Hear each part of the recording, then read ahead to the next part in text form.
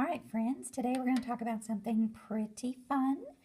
It's called distributive property, and it's a really kind of cool way to multiply a number times the sum of another number.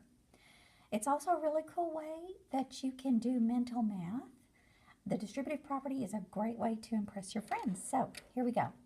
So suppose 5 people went to a concert, and we know that each person bought a ticket. That was $20, and each of them bought a $4 drink.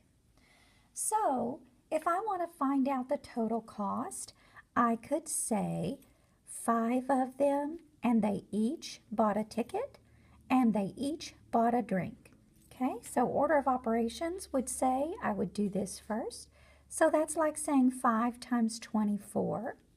So if I come over here and do a side operation, 5 times 4 is 20, 5 times 2 is 10, plus 2 is 12. That would give me 120. So basically, they spent, the 5 of them, $120 going to the concert. But I had to kind of use pencil and paper. I don't know my 24 times tables. So there's another way to look at it. Instead of saying 5 times 20 plus 4, I'm just going to rewrite that because I didn't leave room. Instead of saying this, the distributive property says that I can break this apart, and I can say that 5 times 20 plus 5 times 4 would give me the same answer. So let's see if we get that. So if I said 5 times 20, okay, that's the first way to do it. Then I'm adding, because that's my sign there, 5 times 4, because I'm multiplying because the 5 is squished up here. So 5 times 20 plus 5 times 4. So I can do this mentally. 5 times 20 is 100 plus 5 times 4 is 20. That's 120. I can do that mentally. The distributive property. To distribute means to pass out, to distribute, to hand out in a certain way. And here we are just distributing the math, the numbers, the operations a little differently. And it allows us to do it mentally. And yes, $120 here and $120 there, we have proven they are equal. Whether you do it where you multiply two numbers that make a sum, or whether you break it apart and you say multiply by this, add it to, multiply by that. Let's try another one. Suppose I have 8 people that went to the restaurant together. Let's say they went to Taco Bell, okay?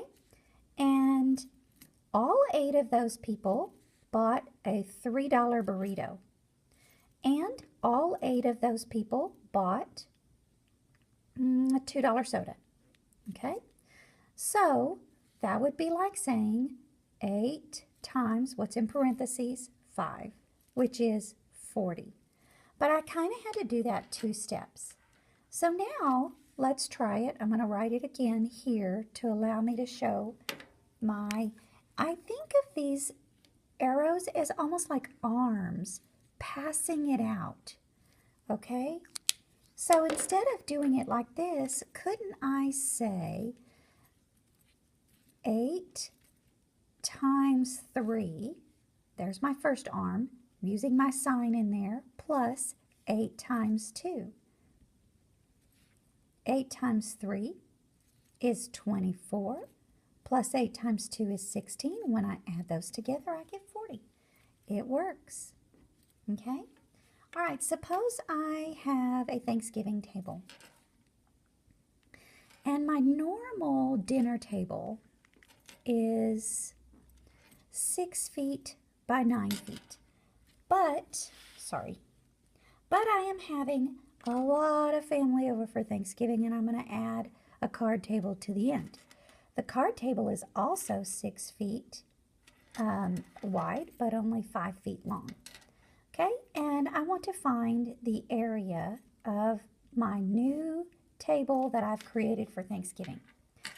So I know that I'm going to say, because area is length times width, so I'm going to say my area of my table is going to be 6 times, what's my length? Okay, 9 and 5. Okay, that would be like saying 6 times 14. Well, I don't know my 14's times table, so I'm going to use the distributive property, and I'm going to break this apart. Dang, I keep forgetting to leave space for my arms. So distributive property says I can take what I'm multiplying and add it to the other part I'm multiplying. Okay, so 6 times 9 is 54. 6 times 5 is 30, and I can do that in my head. Let's see if we get the same answer. I'm going to do a little side problem over here. 14 times 6. 4 times 6 is 24. 6 times 1 is 6. 84. That is correct. Okay, so let's try another example. While we're thinking area, let's go ahead and do this one. Oops. So I have a table that is 4 feet by 7 feet. And I want to add a little table here to it. Let's say this is the kids' table. It's the same width and 3 feet long. Okay, so I could say 4 times 7 plus 3, which is 4 times 10. Oh, that's pretty easy. Or I could use distributive property. Let's see how that works. Okay, my factor times my first addend plus my factor times my second addend. 4 times 7 is 28, 4 times 3 is 12, and 28 plus 12 is 40. Those are equivalent statements. Sorry about that. Okay, you can pause it at any time to catch up. All right. Hold on. Okay. The distributive property also helps us think whenever we're multiplying a whole number times, say, a mixed number. That would be like saying, okay, I can break this apart and form an addition. So couldn't I say this 3 3/4 is really 3 plus 3/4? So I could say it's really 8 times 3 plus 3/4. Okay, and now I'm going to use my distributive property. 8 times 3, and then I'm going to add it to 8 times 3/4. Okay, so that's 8 times 3. I'm using addition, so I have to put addition there. Plus 8 times 3/4. Okay, so, oops, 8 times 3 is 24. Okay, I can put a 1 underneath that and multiply, and I can also cancel. 4 is a common factor. 4 goes into 8 twice. 4 goes into 4 once. So now I have 2 times 3, which is 6. 24 plus 6 is 30. And I didn't have to popcorn. I didn't have to do anything like that. Okay, let's try another one. Suppose we have 12 times 4 and 3/4. Okay, I'm going to break that apart. So 12 is the number I'm multiplying by. So 12, 4 and 3/4, I'm going to break it apart. So that's 4 plus 3/4. Okay, I'm going to use my distributive property, which says the factor times the first addend, which is 12 times 4.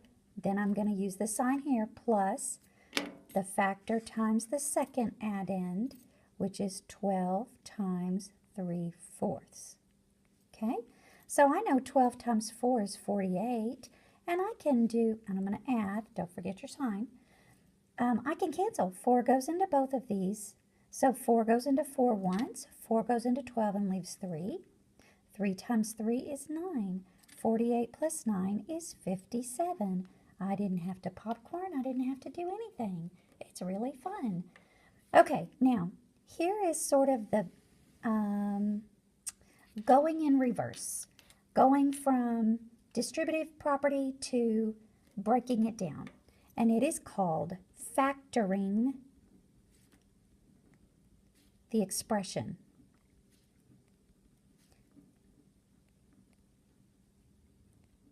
Okay? Factoring the expression. And what that is if I have an addition, and you may say this is silly, this is just dumb, but I promise you, you will need this for algebra. Okay, so if I have 12 plus 8, the first thing I'm going to do is I'm going to list their prime factors. Well, I know 12 is 4 times 3, right? But 4 isn't prime. 4 is 2 times 2. And then I'm going to put my 3. And you always want to do ascending order. And here, you don't want to use exponents. So, step 1 is prime factors. Prime factorization. Okay? The next thing, we got to do 8. Okay, the factors of 8, 2 times 2 times 2. Okay? And it really helps if you line them up. Okay, the second step then, after we found these, the prime factors of our add-ins, is we're going to circle or box any common factors. Okay, so I can see that they have common factor of 2 times 2. Okay, so now I don't have to stay prime. I know that 4 is the common factor that they share. 4 is the common factor. So I'm going to take what I started with. The expression I started with was 12 plus 8. Now I'm going to set it equivalent to 4. Here's my 4. And what am I multiplying by here? 3. Plus 4. What I have left here? 2. Okay? So, step 2. Step 3 is to rewrite each term using the greatest common factor. Now notice it doesn't have to be prime when you get to this step. It's because our 4 is not prime. Okay, so using distributive property, I can now say that 4 times 3 plus 4 times 2 is the same thing as 4 times 3 plus 2. Because this is 4 times 3, this is 4 times 2, and I'm going to add them together. So what I have just done is I have taken this expression 12 plus 8 and I've redistributed the numbers to make it a multiplication of 2 add-ins. Okay? All right. So let's just test it, see if it works. Well, we know 12 plus 8 is 20 and 3 plus 2 is 5, 4 times 5, and that is 20. So yes, it does work. We've factored out the 4 out of this 12 and 8. Let's try another one. Suppose I have 9 plus 21. Okay, step 1, prime factorization of each of my add-ins. So the prime factors of 9 are 3 times 3. Prime factors of 21 are 21 is 3 times 7, and they are, 21 is 3 times 7, and they are all prime. So 21, 3 times 7. Okay, step 2, circle your common factors. Okay, I've got common factors right here. Okay, so now I'm factoring out that common factor. So when I started with 9 plus 21, now what I have after factoring out that 3 is I have 3 times this plus this. Okay, so I have 3 times 3